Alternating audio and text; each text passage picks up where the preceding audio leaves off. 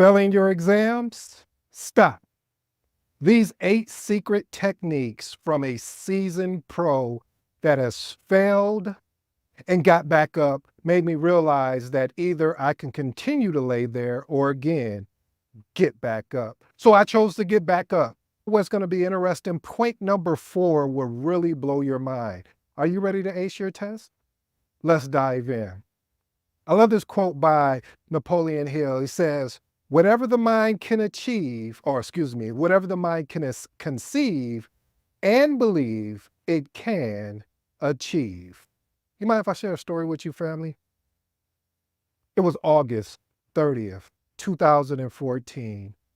That was the day that my exam hopes was shattered. I was excited. I sat down at the exam in the proctor area. I checked in all my stuff. So again, I'm excited, a little nervous, but I'm excited. And again, I'm in front of this computer. The questions started coming up. And after the first or second question, I started losing hope.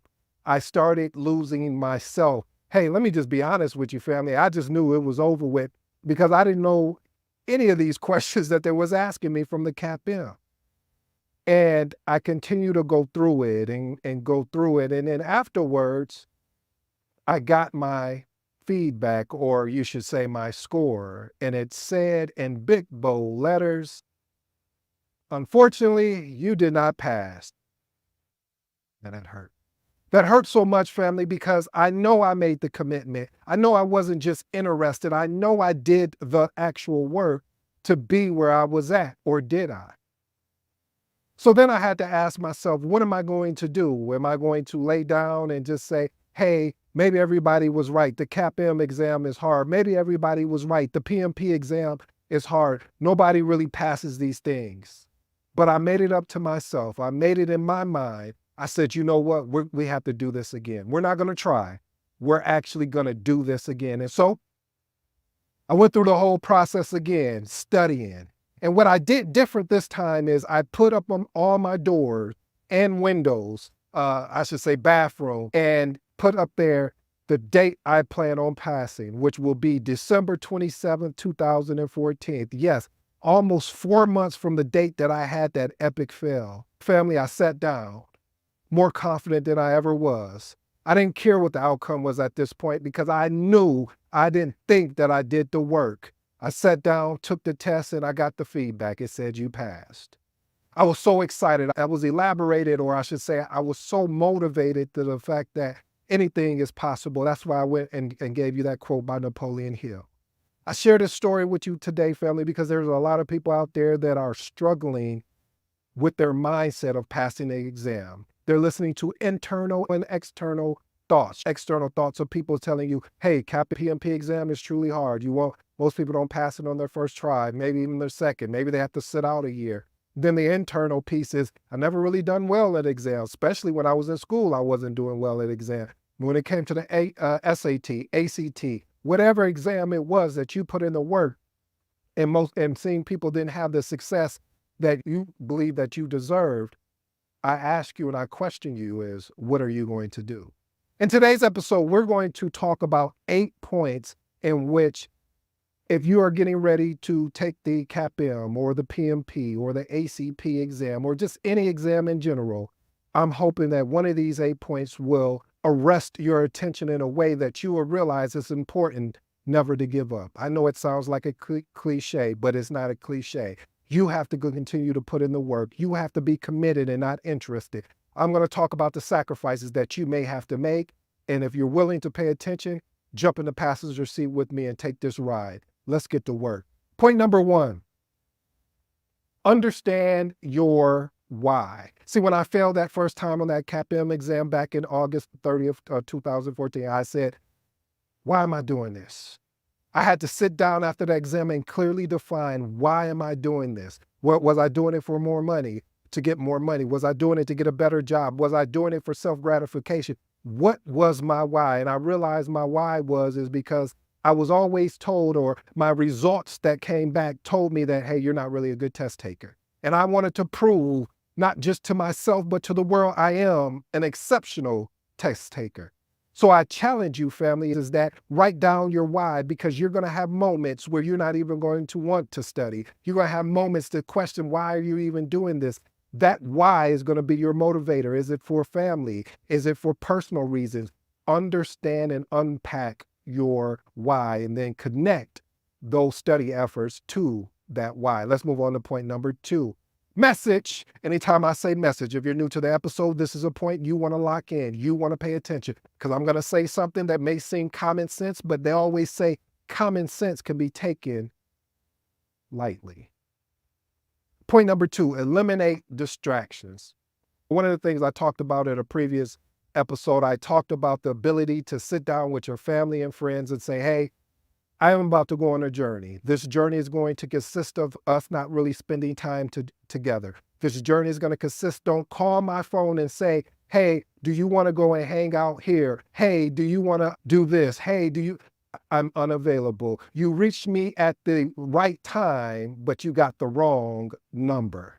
See, what I'm saying there, family, is that you have to identify and remove any potential interruptions from your study environment. This is going to be important. You need to put your phone in do not disturb or airplane mode. When you lock in to sit down to make that commitment, not the interest that you're going to study for this thing called an exam, whether CAPM or PMP, you have to lock in totally. You have to be committed.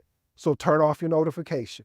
Use website blockers if you have to, and find a quiet place where you could study. If you can't find a quiet place, make do with what you have, but get started and eliminate these actual distractions. Let's move on to point number 3. Utilize various study methods. One of the things that I incorporated in my study approach was a lot of visual aids. I told you about the signs that I put in my bathroom, on all of my doors, anywhere I could put a sign up about me passing in the exam. But from a visual aid test, if you're taking the CAPM exam, a lot of the CAPM exam is based around vocabulary, based around ITTOs, meaning inputs, tools and techniques, and outputs. It's heavily guarded in that area, where the PMP exam is more situational. So you just need to understand frameworks of different things, as well as with Agile. So one of the things I did, again, was visual aids, mnemonics. Mnemonics was key for me, because for some odd reason, I'm able to remember a mnemonic, but then I can't but anyway, I digress. The point I'm trying to make is do that. Audio was huge for me. You know what I did, family? I turned my vehicle into an exam machine. What do you mean, ED? What I did is that I took the audio, I basically either I recorded myself, or if the course instructor had an audio version, I listened to the audio to work, while I'm walking into work, and on my way back home. And that gave me extra time to actually study. And one of the biggest things, family, learn your style of studying. For me, I like to listen to it as well as have a visual as well. And it helps me retain information much better. Let's move on to point number 4. You need to challenge the negative self-talk. I came up with an acronym that I'm going to share with you right now. It's called PEN, Personal Development. The I, of course, is imposter syndrome. And then the N is negative self-talk. So since we're on the N part, is a lot of times, family, we have this negative self-talk, whether, again, like I said, external or internal. But the external things are never going to defeat us more than the internal things. Why you say that? I say that because if externally somebody is telling something to you, but you have an internal belief, you broke all of the limited beliefs that possibly was out there for you, and you made the decision, not the choice, but the decision to move forward. Now this changes everything. It doesn't matter what someone says to you. It doesn't matter if somebody says, why are you taking that CAPM exam? You've already failed it. Why don't you just give up? You have the years of experience. You don't need no certification.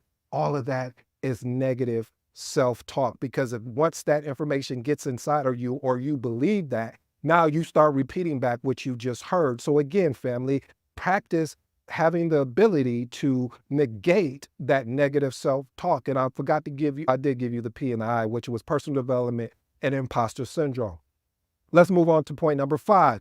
Maintain a healthy lifestyle. One of the things that I realized that I had to work on because I had this anxiety. Hey, I didn't pass the exam the first time, and I'm nervous this time around, like if I'm going to pass or not. So let me make sure I'm getting enough sleep. I'm eating a balanced meal, that I'm not eating so much where all of a sudden I'm tired or lazy, or what we call the itis, where you just like, yep, I don't plan on doing anything today. So find things. One of the things that I was doing when I get ready to study for exam, and you're going to see it because I may even go behind the scene when I get ready to go for the ACP, the PMI ACP test. I made sure that I either got on a treadmill, jump rope, went for a walk, something to really just get my mind off the exam so I could come back with a fresh mind and make sure I can keep that same concentration. Let's move on to point number 6. Practice time management in mock exams. This right here, message. Listen, family, I truly believe this was a game changer for me. Reason why I felt like it was a game changer is because a lot of people do not practice taking an actual mock exam. And I'm not talking about, oh, I'm just going to sit down. No, I'm talking about going through the whole process, meaning that you clear area out for the CAPM 4 hours or PMP 4 hours. You sit down and you literally do it just if you were doing the real thing. When you do that, you start creating habits. You start understanding, okay, I'm weak right here. I probably should improve on this particular area or that area. But again, family, it's important that what this does is it helps you be comfortable in an uncomfortable position. Because I don't know about you, but if you've ever taken an exam, especially if you're not taking it at home, it's uncomfortable. Why is it uncomfortable? Because you don't feel that you have the safety around you. And then it's so there, and which I love is that they're making sure that nobody comes in the exam to cheat, that people that put in the work, they deserve to be rewarded by getting certified or passing the exam. So when you sit down to do an actual mock exam, this helps taking the pressure that you're already feeling and being uncomfortable while you're comfortable. I love that. Let's move on to the next point. Number 7, you're going to have to find ways to manage your stress and find relaxation techniques. One of the things that I've done, and I always share this with you guys, I'm still a work in progress, is that I do deep breathing, whether that's meditation or even listening to classical music. Don't judge me. I love me some good classical music when I'm just sitting there, just trying to get my mind off of things and refocus, recenter my focus. So meditation is another key thing for me as well. So I challenge you, family, find a relaxation technique that will be beneficial for you. Point number 8, seek help when needed. Listen, family, there are a lot of trainers out there. I'm actually working on my training program, the PMP and CAPM, which I plan on getting out this year. And if you're interested, just let me know. But I am putting together a program because one of the things that I've seen from successful PMP and CAPM training programs is the immersion aspect of things, meaning making sure you just not like saying information verbatim, the why behind the information. So that is the foundation. So again, make sure that you seek help. Don't hesitate to ask clarifications from your trainers as well as your coach, because it's going to be important, because you need to understand that information inside and out. You guys got me sweating here, but I'm ready to put in the work. Bonus, you need to treat yourself. But don't wait, I got to be clear. Don't treat yourself to a point that you've already got the reward or award before you even got past the exam. When I talk about treating yourself, is saying, hey, let me get a snack, or let me watch a short episode of a TV show or something that I enjoy in a short amount of time. Not oh, we're going to just take the day off because, hey, we've been killing it on these mock exams. No, that's not what I'm talking about. I'm really referencing taking a short window of a break so you can be more than what you were previously. Here's my last and final bonus. This is the P that I talked about, using positive self-talk and visualizations. What that basically means, family, is that using positive affirmations. I always share this with you guys. When the first thing I wake up in the morning, the first thing that I do is I put on some type of motivational information, and it's mostly audio, and I'm listening that from the time that I wake up until the time I start my actual shift. And the reason why I do that is because I know how important it is to condition the mind to get ready for whatever you're about to be up against. And truly, This can really boost confidence as well as and motivate you. Here's my 3 closing remarks, family. Remark number 1, or I should say point number 1, eliminate distractions. I know it sounds easier than it says. I know it sounds like common sense, but honestly, family, you have to find ways to eliminate distractions and identify what these distractions is first, and then eliminate them. Point number 2, challenge that self-talk. Like I talked about the acronym that I created called PIM, personal development, imposter syndrome, and negative self-talk. How do we beat 2 of those, meaning the imposter syndrome and the negative self-talk? We beat it by finding ways to personally develop our mindset to break limited beliefs, to find a way through, and not to play a, watch this family, a victim, but play a victor in our chase after passing an exam. And the last and final thing, this is going to be important. I don't care what you do. I don't care what they tell you. I'm not saying that I'm perfect, but I'm saying that this is the right information right here. Practice taking mock exams in a time format so you can really replicate what it's going to be like on the real exam.